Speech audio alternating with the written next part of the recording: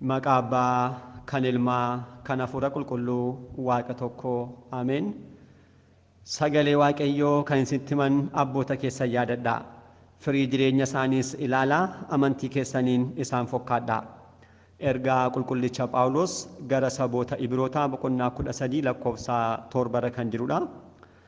Ifamaa fi tolummaa isaanuuf baay'isee Waaqayyo Abbaan keenya hanga sa'aatii kanaatti kan nu ga'e, maqaan isaa guddaa kan galatoomeef kan kabajame nuuf haa ta'u.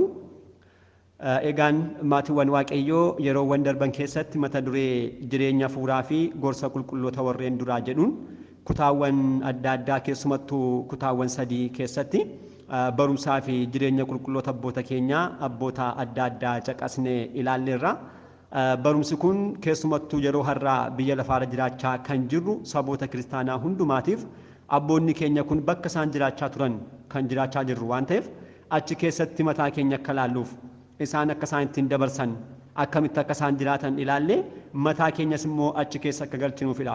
Qulqullichi Phaawulos jalqaba akkuma caqasne jireenya isaanii akkasumas amantii isaaniitiin deddeebi'aa ilaalaa isaan fakkaadha akkuma inni jedhe sana ilaalleetu barumsa kana kan qopheessinu. Egaan hundumti keenya iyyuu barumsa qulqulloota abbootii kana keessatti of ilaaluu irraa barachuu qabna jennee ergaa keenya sumaan dabarsuu barbaanna. Har'as immoo akka fedhaaf eeyyaa Waaqayyootti gorsaaf barumsa abbaa keenya qulqullicha Yohaannis Hatsiir kan ilaallu ta'a. Kallattimaan gara barreeffamaatti dabarra. Abbaa Yohaannis Hatsiir. Seenaa abbaa keenyaa keessaa gabaabinaan waan tokko ilaaluudhaaf yoo barbaachise Abbaa Yohaannis Hatsiir ganda Teebaan jedhamtu keessatti bara 339 dhalatan. Gara gadaamii Asqeetsi kan galan ijoollummaa isaaniitti yommuu ta'u, bulchaan gadaamichaa yeroo sanaa immoo Abbaa jedhamu.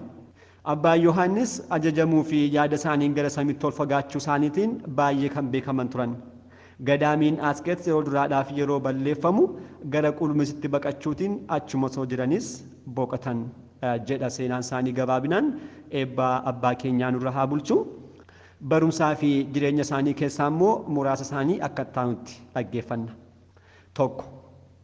Mootiin magaalaa diina isaa booji'uuf duule dursee karaa bishaan gara magaalichaatti seenu cufa. Karaa midhaan seenus ni qabata. Yeroo sana diinonni isaanii beela'u ni dheebotu. Xumura irrattis harka isaanii gannu. Qormaatilee lubbuu mo'achuufis haaluma wal fakkaataa fayyadamuu qabna. Namni tokko tsoomuu fi beeluutti yoo cime diinonni lubbuu isaanii dadhabu. 2.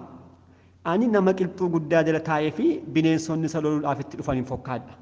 Isaan dandamachuu akka hin dandeenye yeroo hubatu baqatee muqicharra ba'uun lubbuu isaa oolfata. Ana irrattis kan raawwate kanadha.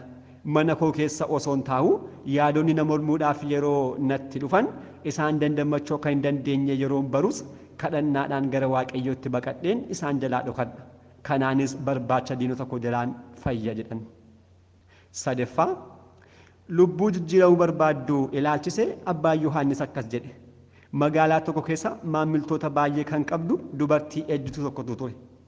Mootiin tokkos isheetti dhiyaate dubartii gaarii ta'uuf waadaa naaf galii fuudhaa isheetiin jedhe. Isheenis waadaa isaaf galtee wal fuudhan. Innis gara mana isaatti ishee fudhate. Maamiltoonni ishee warreen duraas ishee barbaacha dhufanii walii isaaniitiin mootichi gara mana isaatti ishee fudhateera. Gara mana isaa yoo deemne nu adaba. Kanaaf karaa boroo deemnee haa fooricnu. Sagalee fooricha keenyaa yeroo dhageessu achiin baatee gara keenya dhufti. Kana boodas ishee argannaa jedhan. Kana boodas gara mana mootichaatti karaa boroo deemanii fooricuu eegalan. Isheen garuu sagalee isaanii yeroo dhageessu gurra ishee qabatte. Gara kutaa keessaattis galtee balbala ishee sirreessitee cufatte. Dubartittiin kun fakkeenya lubbuu keenyaati. Maamiltoota kan jedhan qorumsoota. Mootii kan jedhame gooftaa keenya Iyyasuus Kiristoos. Kutaa keessaa kan jedhame immoo mana bara baraati. Sagalee kan dhageessisan hafuurota seexanaadha. Haa ta'u garuu lubbuun yeroo hundumaa gara Kiristoositti baqattee isaan jalaa dhokatti. 4. Abbaan Yohaannis laphee isaan Waaqayyo waliin waan tureef wantoota lafarraa ni irraanfata ture. Guyyaa tokko obboleessi tokko korojoo fudhachuudhaaf gara mana abbaa Yohaannis dhufe. Abbaan Yohaannisis maal barbaade akka inni dhufe isa gaafate. Obboleessi kunis korojoo barbaadeen dhufee jedhe. Abbaan Yohaannis gara mana isaatti ol seenee irraanfachuun gara hojii isaatti deebi'e. Xiqqoo eegee obboleessi kun balbala isaa rukkute. Abbaan Yohaannisis dhufee maal barbaadde jechuun gaafate. Obboleessi kunis korojoo naaf kenni jedheen tureem jedhe. Ammas deebi'ee gara mana isaatti yeroo ol deebi'u yaadaan gara samiitti ol fudhatamee waan tureef gara hojii isaatti deebi'e.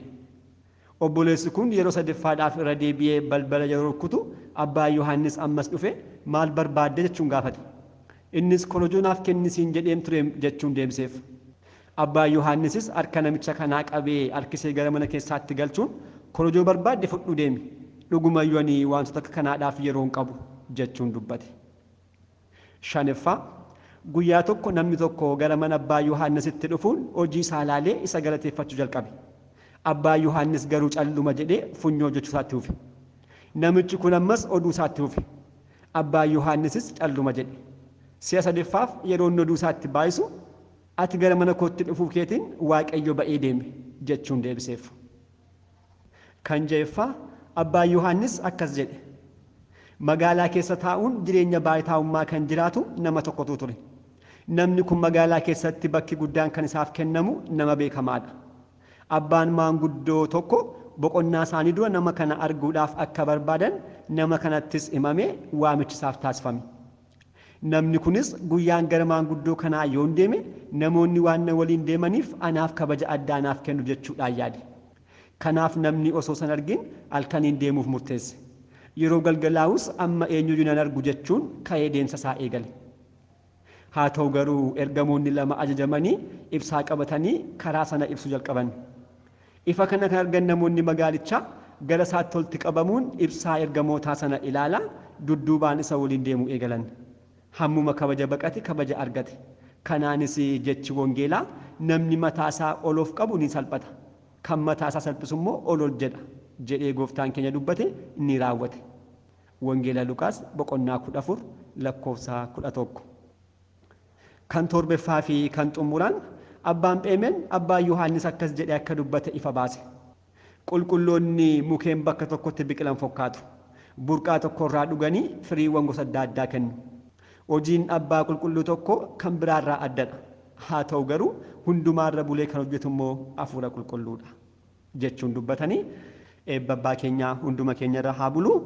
Guyyaarraaf kan qopheeffannee hanga ammaatti kan dhaggeeffanne ture kutaa itti aanuun hanga deebinutti nagaa Waaqayyootiin turtii gaarii galanni Waaqayyoof.